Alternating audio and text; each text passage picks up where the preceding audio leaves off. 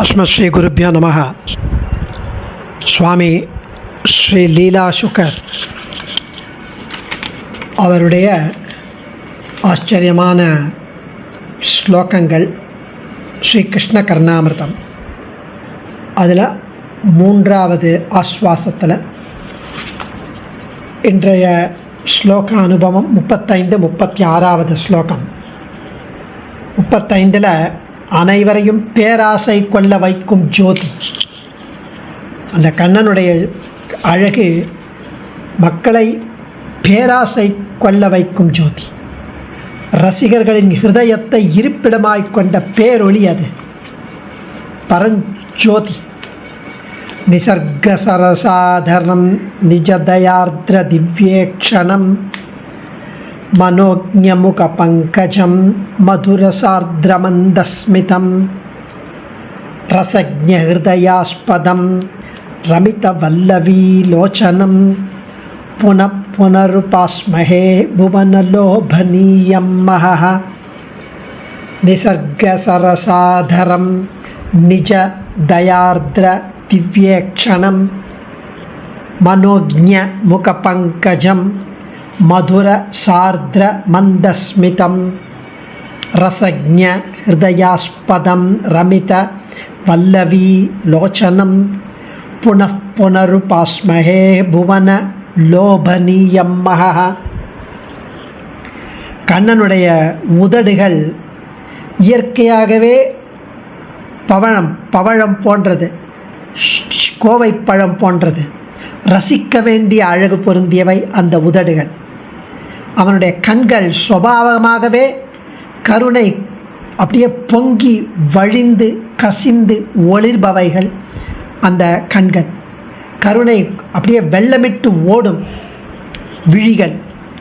தாமரை முகம் நம்முடைய மனசை கவரும் எழில் கொண்டது. புன் சிரிப்பு, அதில் எப்பவுமே ஒரு இனிமை கலந்திருக்கும். அவன் ரசிக பெருமக்களின் இதயங்களை திருடியவன். அவருடைய இதயங்களை தன் இருப்பிடமாக கொண்டவன். உலகத்தில் அனைவரையும் யாராக இருந்தாலும் அவனை பார்த்தாலே ஒரு பேராசை கொள்ள வைக்க தூண்டுபவன்.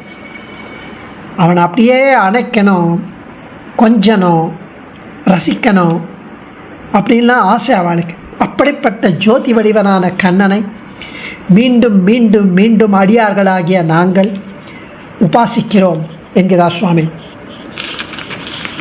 அவர் சொல்கிறது நிசர்க சரசாதரம் நிஜ தயார்த்ர திவ்யக்ஷணம்.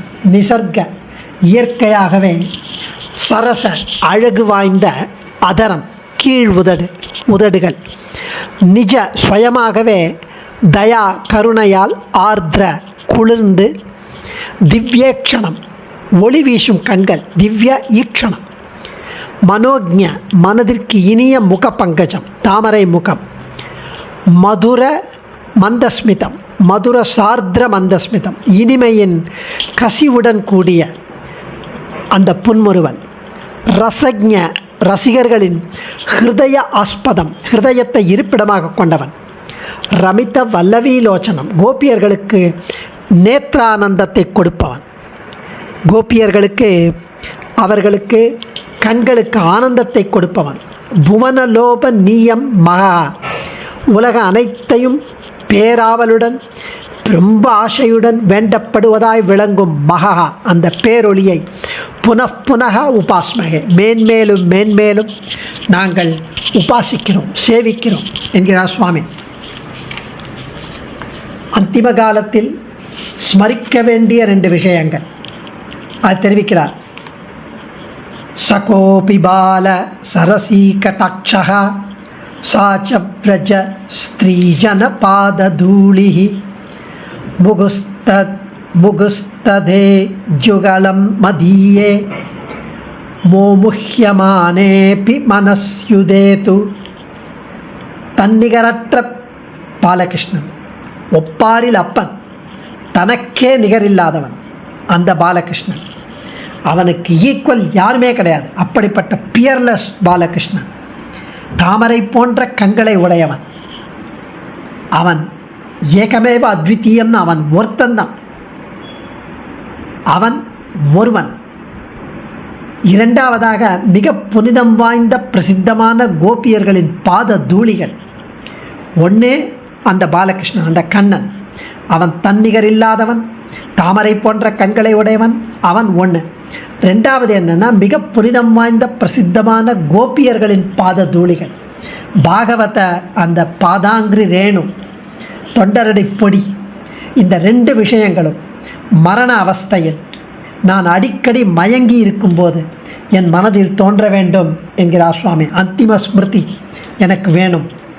எந்த ரெண்டுன்னா, கண்ணனுடைய அழகான திருமுகம், அந்த தாமரை போன்ற கண்களை உடைய அந்த பாலகிருஷ்ணனின் திருமேனி வடிவம். ரெண்டாவது அந்த பாகவதோத்தமர்களின் திருவடி துகள், கோபியர்களின் பாத தூளிகள். இந்த ரெண்டு விஷயமும் நான் மரணப்படுக்கையில் நினைவிழந்து கிடந்து நினைவு அப்பப்போ வரும்போது இது எனக்கு ஞாபகத்துக்கு வரணும் என்கிறார் சுவாமி. அடியேன். சர்வம் ஸ்ரீ கிருஷ்ணார்ப்பணமஸ்து. தன்யோஸ்மி.